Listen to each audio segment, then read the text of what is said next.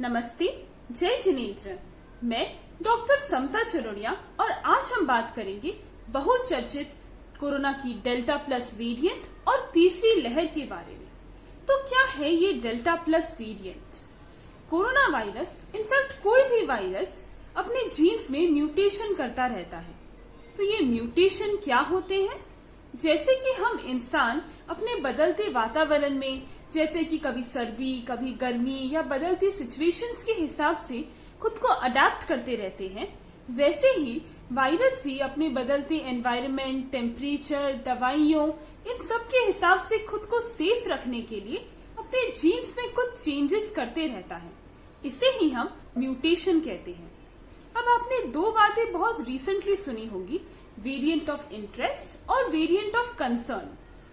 तो ये म्यूटेशंस जो होते हैं, ऐसा देखा गया है कि वायरस अपने जीन्स में हर महीने में 2 बार चेंजेस कर सकता है, यानी कि हर महीने में 2 बार या शायद उससे भी ज्यादा बार म्यूटेशंस हो सकते हैं। पर जरूरी नहीं है कि ये सारे म्यूटेशंस हानिकारक हो। बहुत से म्यूटेशंस वायरस को और कमजोर बना देते हैं और कुछ उन्हें और ताकतवर भी बना देते हैं। तो ये जो कम हानिकारक वाले स्ट्रेन्स हैं, इन्हें ही हम वेरिएंट ऑफ इंटरेस्ट कहते हैं और ये रिसर्च पर्पस में ज्यादा काम आते हैं। तो वायरस वेरिएंट ऑफ कंसर्न कब बन जाता है? वेरिएंट ऑफ कंसर्न मतलब कि वायरस अब चिंता का विषय बन गया है। और वो कब होता है? जैसे कि वायरस बहुत तेजी से फैल रहा है, यानी कि बहुत कम समय में वो बहुत सारे लोगों को अपने चपेट में ले रहा है। दूसरा, अगर वायरस इन्फेक्शियस बहुत ज्यादा हो गया है और साथ ही सीवियर भी बहुत ज्यादा हो गया है, यानी कि लोगों को बहुत ज्यादा हॉस्पिटलाइजेशन, ऑक्सीजन एक्सेट्रा की जरूरत पड़ रही हो। और आपने देखा होगा कि ये दोनों ही चीजें कोरोना की दूसरी लहर में हुई थी, जिसके लिए कोरोना का डेल्टा वेरिएंट रिस्पॉन्सिबल था। इसके अलावा अगर मौजूद वैक्सीन या एंटीबॉडी या दवाई अब इस नए वेरिएंट के अगेंस्ट काम नहीं कर रही है, या अभी जो हमारे पास मौजूद टेस्ट हैं, वे इस नए वेरिएंट को डिटेक्ट नहीं कर पा रहे हैं, इन चारों सिचुएशंस में ही हम कहते हैं कि वायरस अब वेरिएंट ऑफ कंसर्न, यानी कि चिंता का विषय बन गया है। और मैं आपको बता दूं कि 22 जून 2021 को भारत सरकार ने कोरोना के डेल्टा प्लस वेरिएंट को वेरिएंट ऑफ कंसर्न घोषित कर दिया है। इसीलिए अब हमें और ज्यादा सावधान रहने की जरूरत है। तो डेल्टा प्लस वेरिएंट में ऐसा क्या है और क्या यह कोरोना की तीसरी लहर ला सकता है? साइंटिफिकली देखें तो कोरोना का जो डेल्टा वेरिएंट था, जिसने सेकेंड वेव में देश में इतने लोगों को इन्फेक्ट किया था, यह उसी के स्पाइक प्रोटीन में एक K417N नाम का म्यूटेशन है। यह म्यूटेशन कोरोना के पहले के कुछ स्ट्रेन्स जैसे कि बीटा गामा में भी देखा गया था। तो इससे हम क्या समझ सकते हैं? वो ये कि क्योंकि ये कोरोना के पहले के वेरिएंट्स का एक मिक्स्ड रूप है, तो हो सकता है कि ये और ज्यादा इन्फेक्शियस और ज्यादा घातक हो। लेकिन अभी यह कहने के लिए हमारे पास बहुत ज्यादा डेटा नहीं है।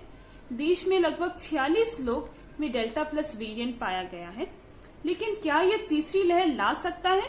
तो इसका रिस्क है, क्योंकि वर्ल्ड के लगभग 11 देशों में अभी तक डेल्टा प्लस पाया जा चुका है। इंडिया में मध्य प्रदेश, महाराष्ट्र, इन स्टेट्स में और ज्यादा करके डेल्टा प्लस वेरिएंट्स देखे गए हैं। तो हो सकता है कि देश में तीसरी लहर आ सके, लेकिन जैसा मैंने कहा कि अभी तक डेटा बहुत ज्यादा नहीं है। इसीलिए जैसे जैसे रिसर्चेस होंगे, हमें इसके बारे में और ज्यादा मालूम होगा और इसीलिए हमें तब तक बहुत ज्यादा सावधान रहने की जरूरत है। एक सवाल जो हम सबके मन में है, क्या यह डेल्टा वेरिएंट के अगेंस्ट में हमारे अभी के मौजूद वैक्सीन असरदार होंगी? तो इस पर हमारे साइंटिस्ट दिन रात रिसर्च कर रहे हैं। पर अभी जो हमारे पास अवेलेबल डेटा है, उसके हिसाब से अवेलेबल सभी वैक्सीन डेल्टा प्लस वेरिएंट पर भी असरदार होनी चाहिए, क्योंकि delta plus variant delta strain से आया है और उसके अगेंस्ट हमने देखा था कि वैक्सीन की एफिकेसी 90% से भी ज्यादा थी। तो इसीलिए हो सकता है कि डेल्टा प्लस के अगेंस्ट एफिकेसी कुछ कम ज्यादा हो, लेकिन मोर और लेस सभी वैक्सीन डेल्टा प्लस वेरिएंट के अगेंस्ट भी इफेक्टिव होनी चाहिए। इसीलिए आपके पास जो भी अवेलेबल वैक्सीन हो, उससे अपने और अपने परिवार का वैक्सीनेशन जरूर करवाएं। इस डेल्टा प्लस वेरिएंट से और तीसरी लहर से हम कैसे बच सकते हैं, तो दो तरफ से काम करने की जरूरत है। पहला, एडमिनिस्ट्रेशन की तरफ से कि जिन स्टेट्स में, जिन रीजन्स में केसेस बहुत ज्यादा आ रहे हों, वहां और ज्यादा टेस्टिंग हो। आरटीपीसीआर के बाद एक और टेस्ट करके पता चलता है कि यह डेल्टा प्लस वेरिएंट है या कोई और वेरिएंट है, और जहां केसेस ज्यादा आ रहे हों उसे कंटेनमेंट जोन डिक्लेयर कर दिया जाए, वैक्सीनेशन की गति और ज्यादा बढ़ा दी जाए। तो ये हुआ एडमिनिस्ट्रेशन की तरफ से।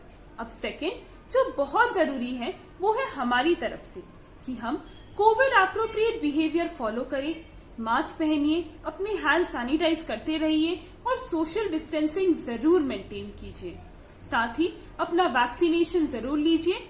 अब प्रेग्नेंट वुमेन के लिए भी वैक्सीनेशन अप्रूव कर दी गई है। तो अगर हम ये सब फॉलो करेंगे तो हम खुद को जरूर सेफ रख पाएंगे। एक बात मैं कहना चाहूंगी कि देश ने दूसरी लहर में बहुत कुछ खोया है, बहुतों की जान गई है, हॉस्पिटल में बेड्स, ऑक्सीजन, काफी तकलीफें आई थी। तो ये सब वापस ना हो, इसके लिए जरूरी है कि हम खुद सतर्क रहें। वायरस का काम है म्यूटेट करना, लेकिन ये हमारी जिम्मेदारी है कि हम खुद को और अपने आसपास के लोगों को सुरक्षित रखें। और ऐसा करने से कोई भी वेरिएंट, कोई भी लहर हम पर बहुत ज्यादा भारी नहीं हो पाएगी। इसीलिए stay safe, stay home. Thank you.